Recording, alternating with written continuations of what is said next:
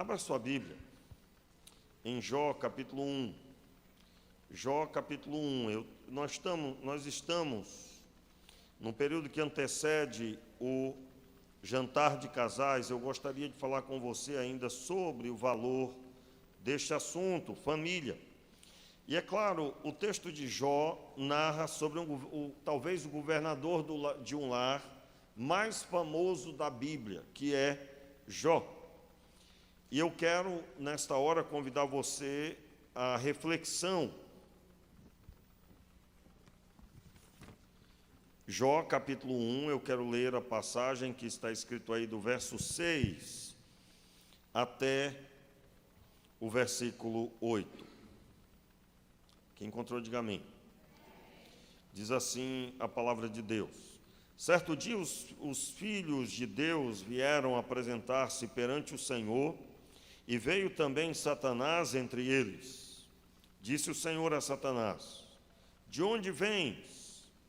Respondeu Satanás ao Senhor: de rodear a terra e passear por ela. Então disse o Senhor a Satanás: observaste a meu servo Jó?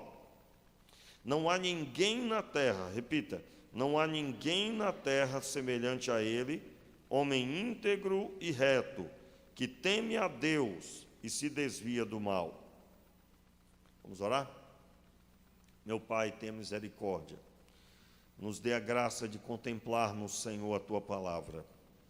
E que na reflexão da Tua palavra, os nossos olhos se abram, o nosso coração seja cheio, e nós tenhamos plena visão, Senhor, para abordarmos, para lidarmos com os desafios da nossa vida e glorificarmos o Teu nome através da fidelidade.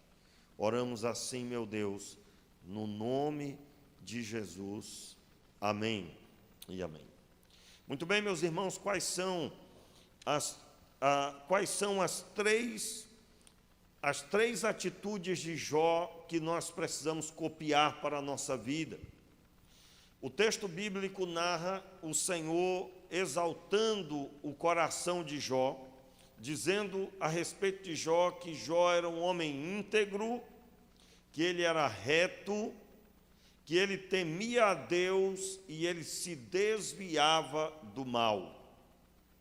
Se o mal estivesse em pleno vigor, ele ia por outra região, mas ele não ia de encontro ao mal. Ele se desviava do mal. O Senhor Deus está falando. O texto bíblico de Jó 1:8 declara o seguinte: não há ninguém na terra semelhante a ele. Ele se sobressaía sobre todos os homens, ao ponto de Deus proferir a respeito dele com satisfação. Aqui, meus irmãos, nós estamos vendo Deus como um pai que está no dia da formatura do filho. Pense numa alegria, numa satisfação. Nós estamos aqui diante de um momento em que Deus profere a respeito de um homem na terra, que é uma pessoa que lhe traz muita alegria. Homem íntegro, vamos observar, não há ninguém na terra semelhante a ele.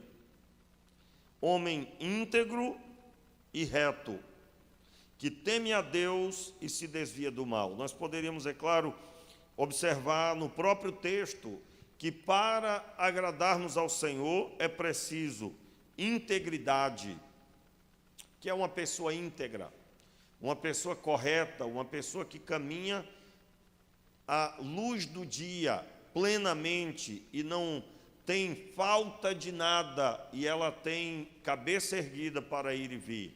A integridade lhe dá isso. Uma pessoa íntegra, uma pessoa que não tem o que esconder, que absolutamente não se envolve com nada escuso, obscuro. Uma pessoa íntegra em todas as áreas de sua vida. Deus proferiu isso. E ele, proferindo ainda sobre ele, disse que ele não só era íntegro, mas era uma pessoa reta, era um homem reto. esse entendimento de homem reto é alguém que não se desvia, nem para a direita, nem para a esquerda, mas segue na direção que o Senhor dá. O entendimento de caminho reto do Senhor.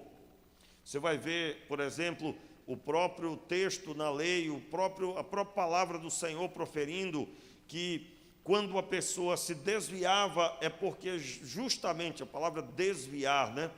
Ela pegou um desvio, ela não seguiu retamente. Se você vai reto sempre, haverá um ou outro momento que você será convidado a ir por um outro caminho, será convidado para uma outra proposta, e você tem que se manter naquilo que o Senhor falou inicialmente. Provavelmente esse uso de palavra está ligado àquilo que Deus falou no início, deve ser uma constante na sua vida, não é? Eu fui chamado ao ministério pastoral. Se amanhã ou depois eu começar a ter dúvida, eu estou me desviando daquilo que Deus falou comigo. E o que é que nós precisamos? Aliás, tem um assunto que eu não tenho dúvida, e não me lembro se eu tive dúvida em algum momento, né? Principalmente no começo, talvez eu tenha tido logo do início, né? Talvez tive, mas não lembro. Porque foi muito forte a convicção e eu corri para o campo missionário, para a obra do Senhor, e eu dizia: Senhor, se eu sou chamado mesmo, então eu quero fazer a tua obra desde já, prepara-me, Senhor, prepara-me para a obra. E ali, antes de ir para o seminário, eu dirigi 3 congregações, e uma delas do começo até organizarem igreja. E aquilo me trouxe muita alegria e satisfação, e eu fui para o seminário com convicção. Mas, basicamente, se desviar é não levar em consideração a palavra do Senhor que foi dita. Você pode ver que na vida de Abraão, por exemplo, Deus falava com ele aqui e ele se mantinha naquilo que Deus falou com ele anos a fio. Quando que veio ao cumprimento da promessa? 25 anos depois. 25 anos depois. Irmãos, hoje em dia nós temos um problema grave aí. Porque parece que disseram que a palavra de Deus, que servir a Deus, tem junto no servir a Deus o sentir. Sentir. Como assim? Eu estava no culto, eu não senti nada. Eu estava lendo a Bíblia, eu não senti nada. Irmãos, fé não é sentir. Não, você não está escrito assim: se você crê, mas se você não estiver sentindo, você não está crendo direito. Não está escrito dessa forma. A fé é justamente romper com todas as coisas, se manter naquilo que Deus diz. Então, você quer sentir para poder fazer? Isso não é fé. O que é a fé, irmãos? O firme fundamento das coisas que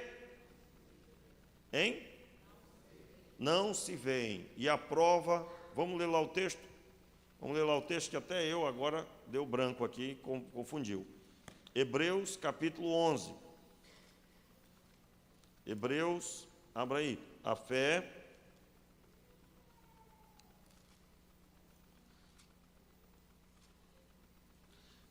Hebreus 11, verso 1. Ora, a fé é a certeza das coisas que se esperam e a prova das coisas que não se vê. Onde é que tem sentir aqui? Nenhum lugar. Nenhum. A fé é a certeza das coisas que se esperam e a prova das coisas que não se veem. Então, se a pessoa quer ver para poder crer, isso não é fé. A fé está ligada a crer, e aí vem o entendimento. Eu me mantenho na palavra do Senhor. Aí você encontra um ou outro desanimado, né, com a famosa frase desanimado. Por que está desanimado? Eu não sei, Deus não tem falado comigo. Meu amigo, Deus falou com você, pode ser há 100 anos atrás, mas o que Ele falou, Ele vai cumprir. O que ele falou vai se cumprir e pronto. E pronto. Então, qual é a dinâmica aqui? Nós precisamos analisar a nossa estrutura, o nosso entendimento de fé. Tanto é que você ouve falar um ou outro falando de, rapaz, eu acho que eu vou para aquela igreja, porque lá eu percebi umas coisas melhores e tal. Por quê? Porque o servir a Deus está ligado à liturgia dos cultos mais agora. Não está mais ligado à Escritura. Não sei se você está me entendendo, meu irmão. O que vai fazer a diferença não é o culto que você participa, no sentido de que, se for um culto que você sentiu muita coisa, aí você vai vencer lá fora. Já pensou se fosse assim? Meus irmãos, a fé, ela é firmada no que Deus disse. Qual é o maior exemplo? Um exemplo fortíssimo disso é, por exemplo, você está na parada de ônibus, está lá escrito, né, que é uma parada que o ônibus vai parar, o ônibus vai parar ali. Tem lá o desenho do ônibus. Pode ser em qualquer lugar, tem a plaquinha do ônibus, você fica onde? Parado ali, o ônibus vai parar ali. Você espera que o ônibus pare, é ou não é? De vez em quando aparece um que não para, né? Né? Só Jesus na causa, né? Quem nunca viu isso, né, irmãos? Por que não parou, meu Deus, e tal? Aí, mas ali quem está errado é quem? O homem, que é falho, e aí não parou. Mas ali é um lugar para o ônibus parar. A prova de que vai parar o ônibus é que tem o símbolo do ônibus, e ali é uma parada oficial do ônibus. Então, quando a pessoa fica na parada do ônibus, ela estava dizendo o quê? Vou ficar aqui, porque aqui eu pego o ônibus, ele vai parar aqui, eu espero que o ônibus pare. Então, quando eu leio aí em Hebreus, a fé é a certeza das coisas que se esperam. Quais são as coisas que nós esperamos? Nós esperamos que Deus ouça a nossa oração, nós esperamos que a sua palavra se cumpra, nós esperamos que suas promessas se manifestem, porque são infalíveis. Deus cumpre sua palavra. O que é que tem que mudar? Aquele que se posiciona diante de Deus. É ele que tem que mudar. Veja, meus irmãos, se a fé for baseada no sentir, você está no mato sem cachorro, você está perdido, meu filho. Lembra da parábola do rico e Lázaro? Quando é que o rico quis saber das coisas de Deus? Quando ele estava no inferno. Aí ele quis saber. Ele estava sentindo-se mal e queria estar bem. Mas quando ele estava nos banquetes, ele desprezava. Então, cuidado com ser guiado pelo sentir. Cuidado. Né? Tanto é que eu já fui bastante peneirado nisso.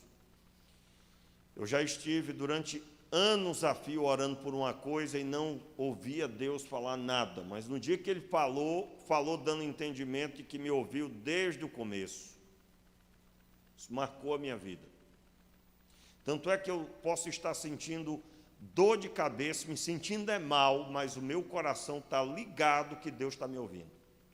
Não está ligado à bênção, não está ligado ao sentimento de sentir bem ou mal. Porque é fé.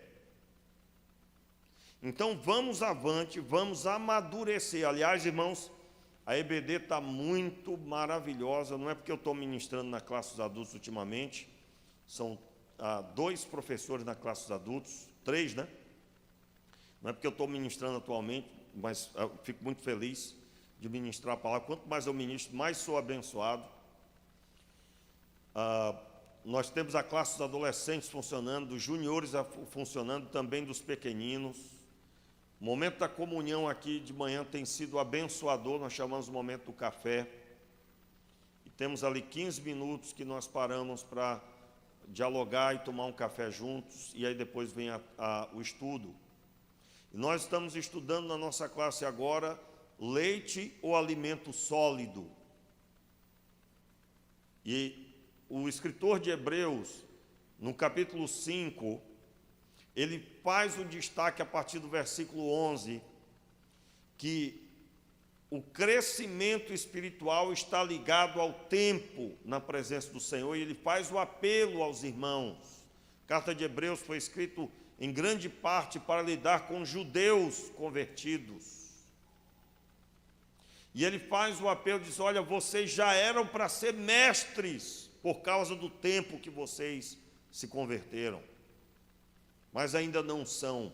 Não têm condições de ensinar a respeito da palavra da verdade, a palavra da justiça, porque são meninos espirituais. E aí nós falávamos: olha, o menino ali, bebê espiritual, que precisa de leite, é que nem você vê aqui no culto, não tem as crianças, agora eles estão lá na salinha. Você está vendo essa paz, né?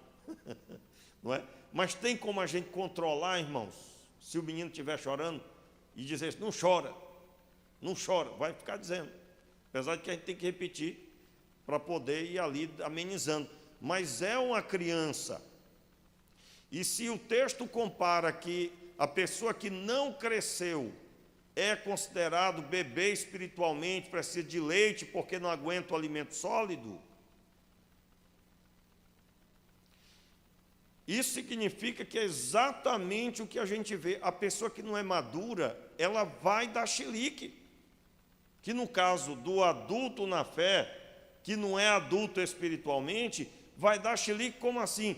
Quando era para se segurar, vai fazer o que não deveria. Quando era para falar corretamente, perdeu a cabeça e pecou. Quando não era para tomar a decisão, tomou a decisão errada. Por quê? Porque não tem maturidade espiritual. O controle, o domínio próprio, a temperança. O que é a temperança? É a capacidade de temperar as decisões. Tempero aí no sentido de que toma a decisão na medida da necessidade.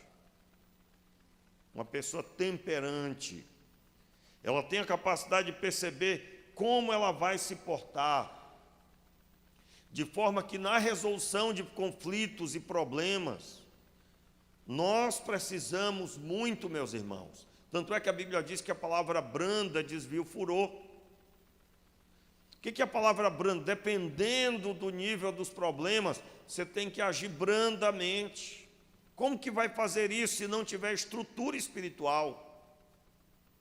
Só Deus pode promover isso.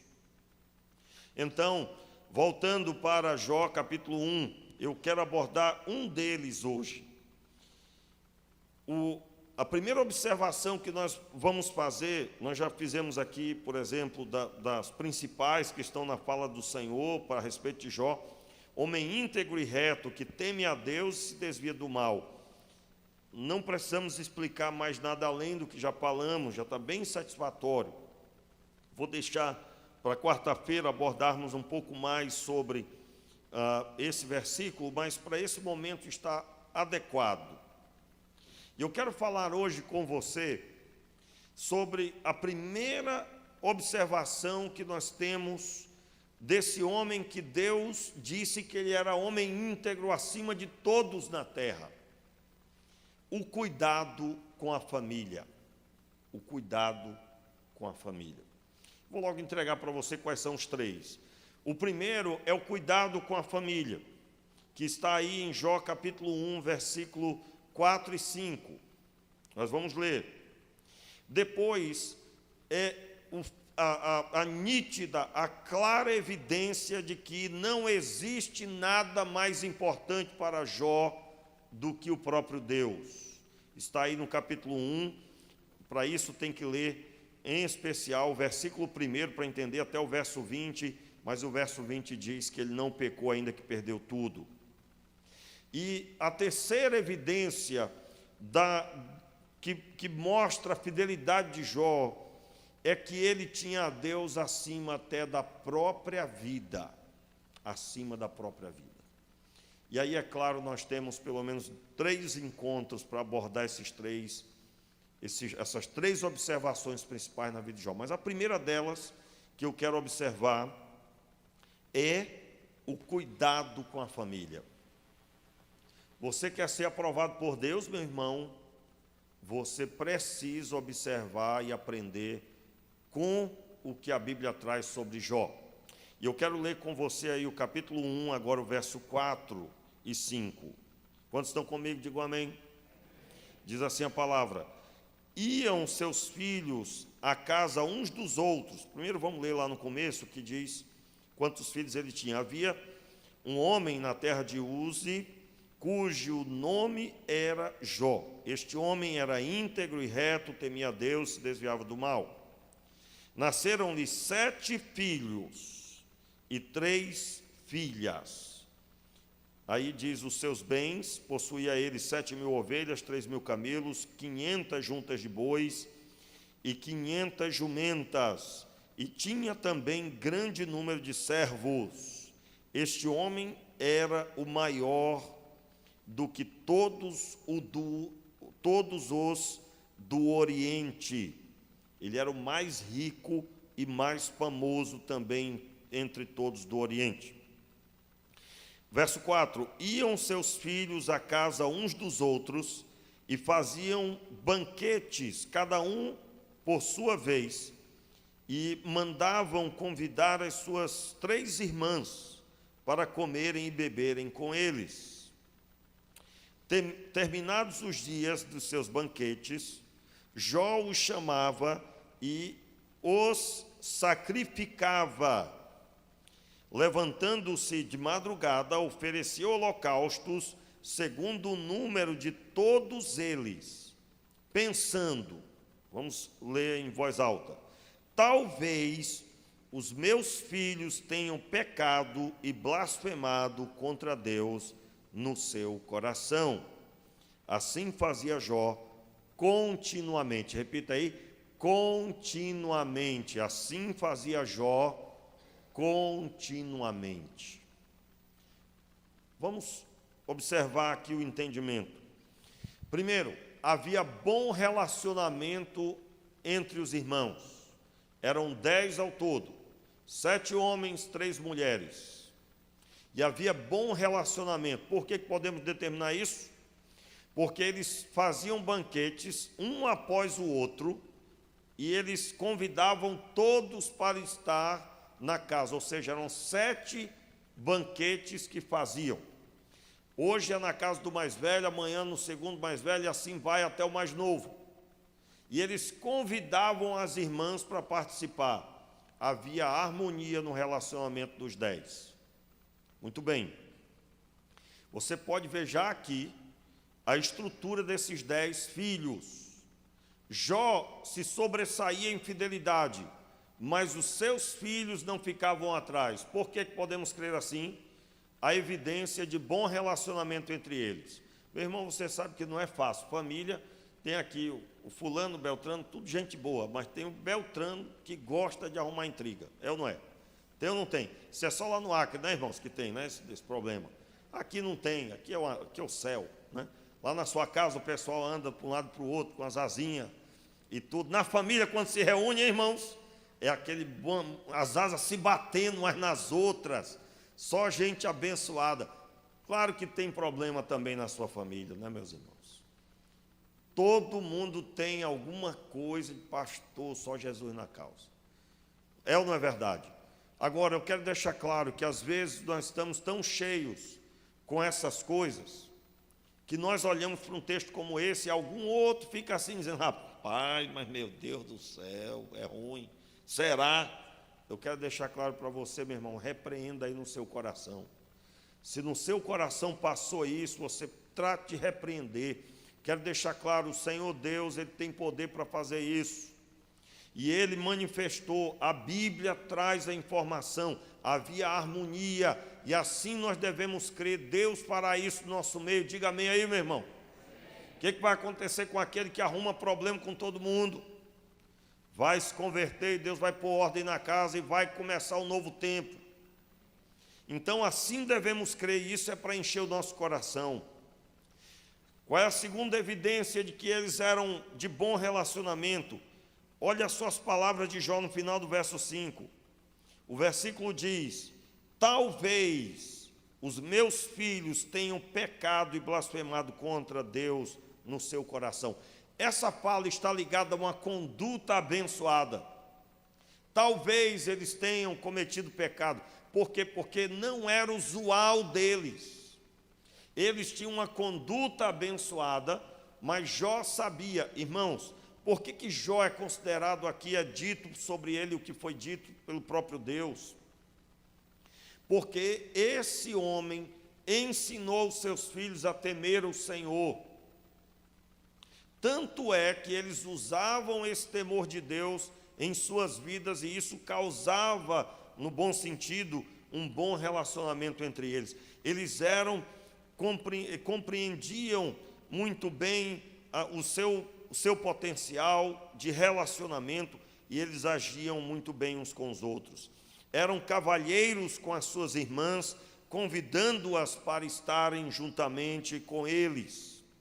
E o texto da palavra declara que Jó então sacrificava ao Senhor por eles.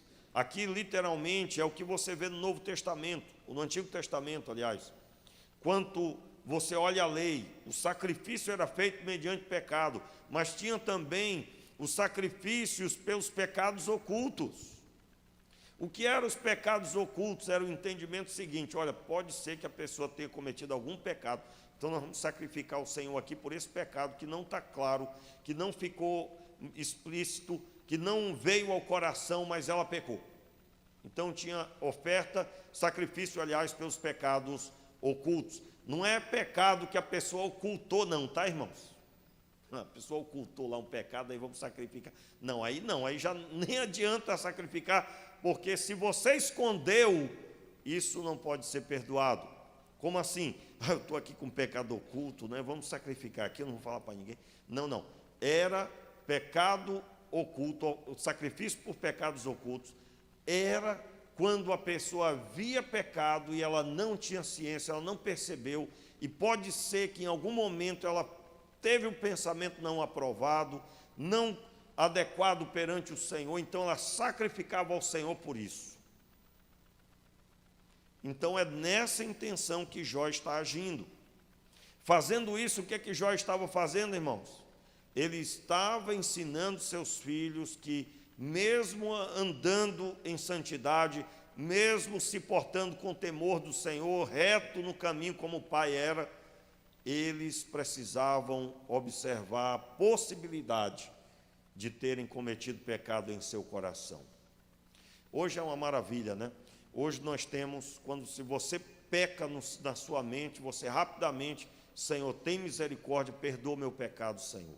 E você já muda a direção, se aquilo está sendo alimentado por alguma coisa, você já muda a direção, já faz ali uma observação, uma decisão necessária para poder, então, você se cuidar espiritualmente. Mas na época, teria que sacrificar ao Senhor um animal se você cometer um pecado. Então Jó cuidava da sua casa. E o que é cuidar da casa? Meus irmãos, não só viver em retidão, mas também se preocupar com os filhos quanto à obediência. E aí, na prática dessa observação para as nossas vidas, como seria a aplicação? Primeiro, você precisa ter a sua vida íntegra.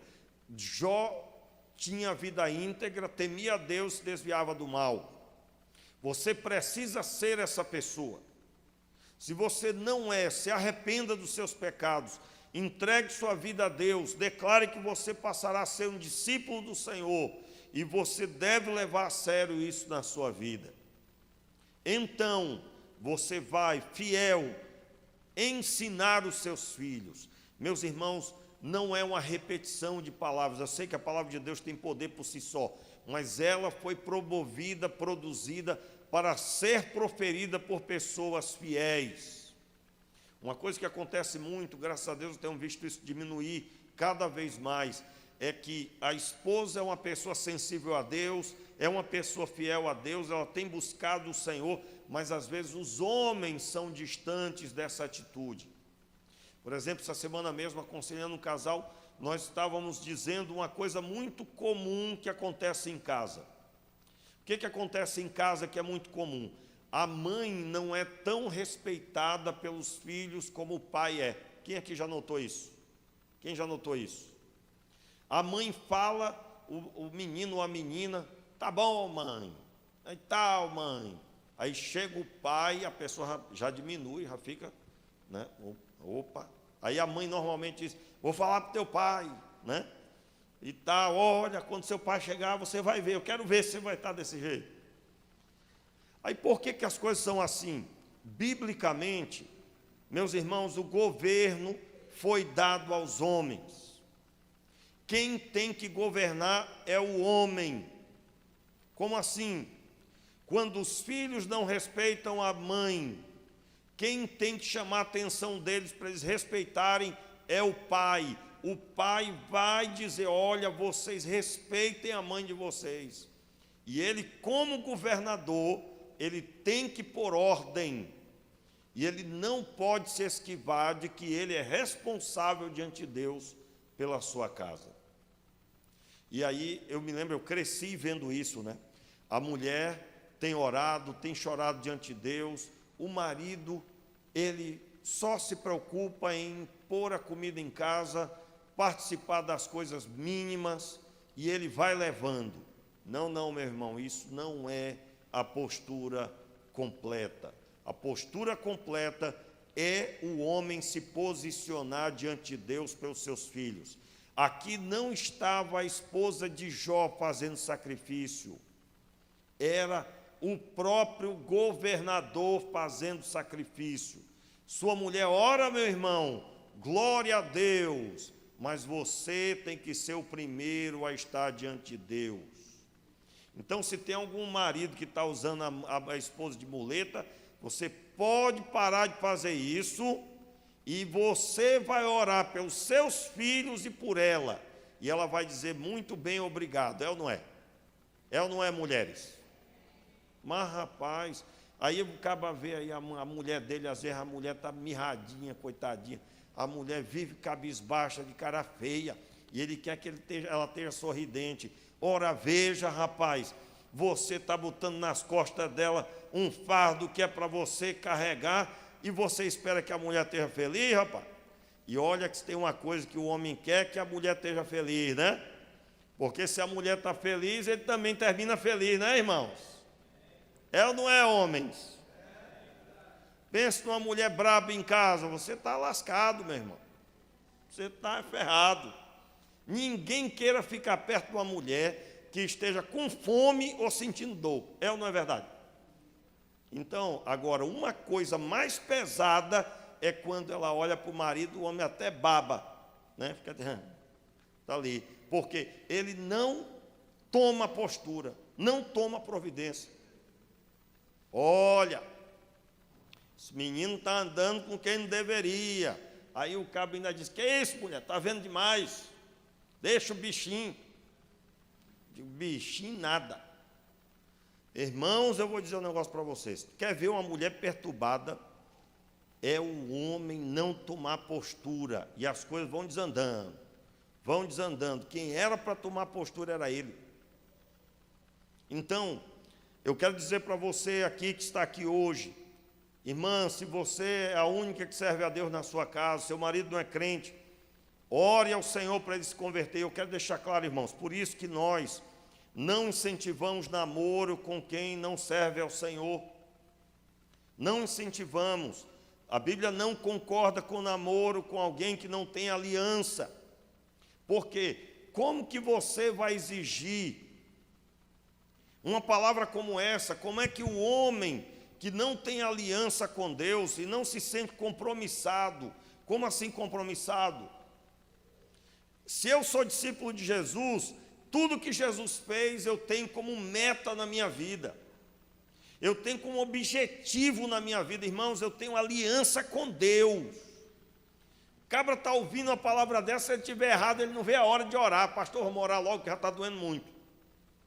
Mas se ele não tem aliança, ele não tem esse compromisso, Deus não tocou o coração dele. Os irmãos terão uma ideia, eu tomei uma decisão recentemente, eu não pretendo mais fazer casamentos mistos. O que é casamento misto? Casamento entre uma pessoa que serve a Deus e uma que não serve. Por quê, irmãos?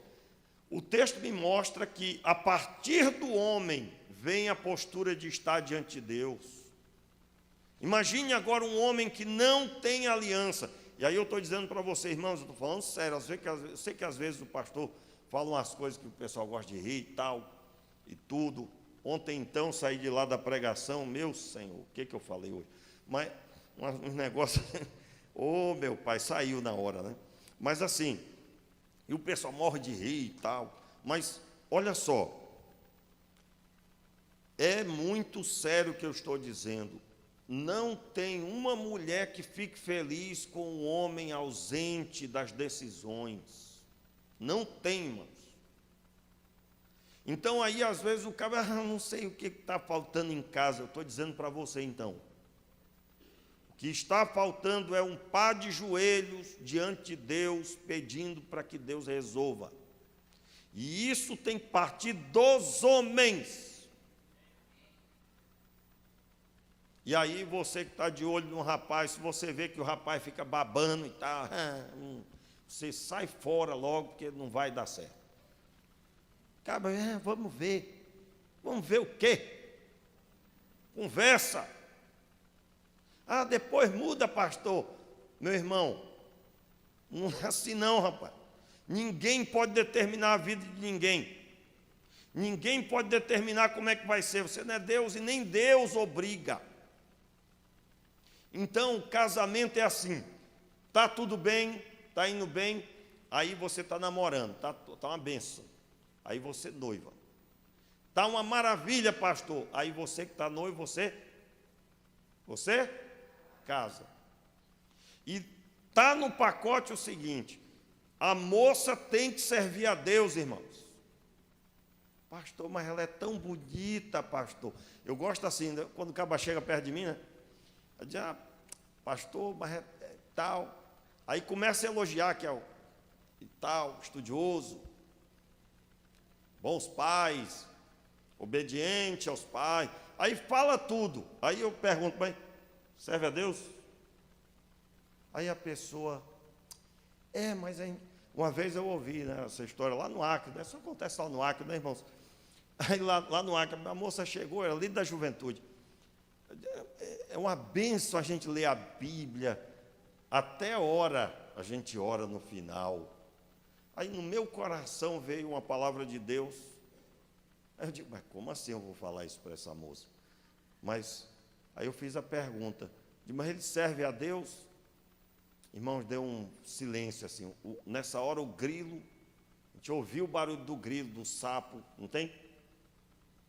Aquele barulho assim. Não, mas a gente lê a Bíblia e ora.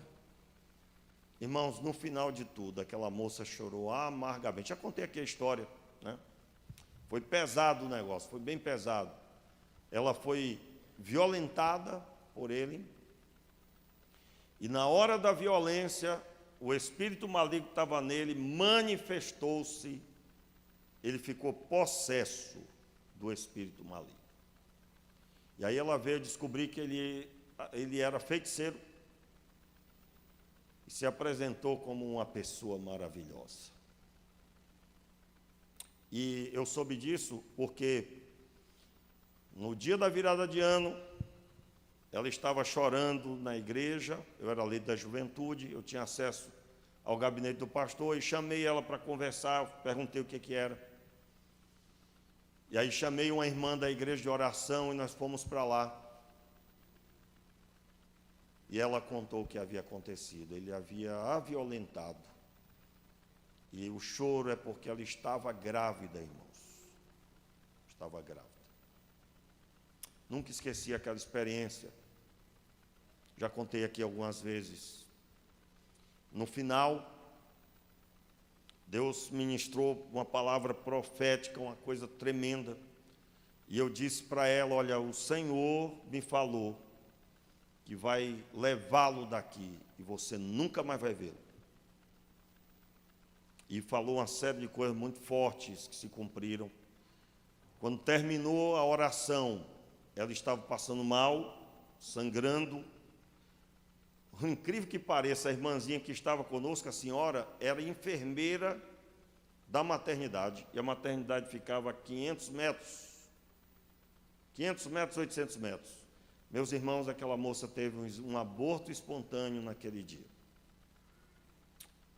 Pastor, o senhor orou e aconteceu isso? Meu irmão, Deus é que determina quem vive e quem morre. Não orei por isso. Essa parte não me cabe. Mas me cabe orar pedindo que Deus tome de conta todas as coisas. Uma semana depois, ela liga, chorando, e eu perguntei, o que houve? E aí eu fui até lá, e ele foi para um rio, mergulhou, e não voltou mais. Na hora, foi minha primeira experiência que eu tive assim, né? Eu me lembro que eu é que me sentei e fiquei estarrecido. Meu Deus, quando Deus falou comigo, eu vou levá-lo e você nunca mais vai vê-lo. Deus está falando do óbito dele. E eu achei interessante que Deus não participou a mim que ia fazer isso. Eu vou matá-lo, vou levá-lo, né? Eu vou levá-lo e você nunca mais vai vê-lo. Mas muita dor fluiu dali. Eu creio, irmãos, a maioria dos casos não acontece assim, mas é uma dor, uma casa onde só um busca a Deus. Só um busca o Senhor. Então eu estou aproveitando para falar que a ênfase de Deus está no governador do lar. Eu quero dizer para você, mãe solteira que está aqui hoje, eu já ensinei isso algumas vezes. Você que é sozinha para cuidar dos seus filhos, convide o Senhor para substituir a paternidade do seu marido, ou, se você é viúva, para Deus vir tomar de conta. Convide o Senhor para governar com você sua casa, porque, irmãos, nós temos inúmeras situações que o homem tem que ser pai e mãe, e que a mãe tem que ser pai e mãe da criança. O Senhor Deus é contigo para te abençoar, mas nós estamos falando que existe um único Deus e que Ele olha para as famílias da terra, e Ele exaltou o caráter, o coração de Jó fiel. Se você tem dificuldade de compreender isso, e é claro, não estou jogando direto para ninguém aqui, você sabe que o pastor não joga em direto, eu ensino a palavra. Ore a Deus para que Deus tire do seu coração suas carências. Irmãos, o que tem de jovem adolescente carente, e quer porque quer, mas é às vezes a falta de um relacionamento de pai que não teve, e a pessoa está buscando suprir ali num relacionamento amoroso. Tenha a sua vida suprida completamente em Deus, e espere no Senhor por um companheiro, um homem de Deus e uma mulher de Deus. Você jovem, espere por uma mulher santa na presença do Senhor. Eu hoje já tenho mudado meu conceito sobre a esposa de Jó, meus irmãos. Eu me lembro quantas vezes eu preguei sobre a esposa de Jó, e aí nós vamos abordar isso hoje, mas na verdade isso estava ligado ao que aconteceu. Jó perdeu tudo. Jó perdeu tudo e nem saúde tinha mais. E ela diz a ele, ainda conserva a tua integridade? Amaldiçoa a Deus e morre. Mas eu vou falar sobre isso no futuro. Basicamente, Jó não tinha mais segurança nenhuma para oferecer para sua esposa. E ela ficou desesperada e se revoltou contra Deus. Por que eu estou tocando nesse assunto? Ainda que eu disse que vou falar isso, tem muito assunto para falar aí, muito material, né? Mas por que eu estou tocando aqui agora nisso?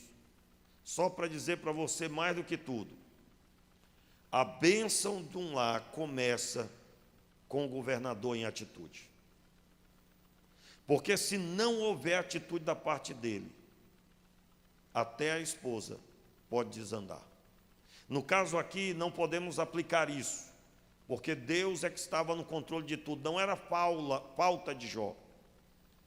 Mas quando há falta e se perde tudo, por falta de cuidado do homem, por falta de observação, meu irmão, você está botando seu casamento em risco. A fé da sua esposa pode ser abalada por falta de cuidado. E não queira ter uma mulher na conduta da esposa de Jó. Não queira. Quantos estão entendendo o que eu estou dizendo? Então, o primeiro e a principal observação em Jó é que Jó cuidava do seu lar, cuidando dos seus filhos quanto ao espiritual, fazendo o dever de casa, e ele estava diante de Deus fazendo isso. E eu quero orar por você agora. Quarta-feira e domingo à noite estaremos continuando ainda pelos 2 outros pontos, mas eu quero convidar você a ficar de pé. Feche os seus olhos, coloque a mão aí no seu coração.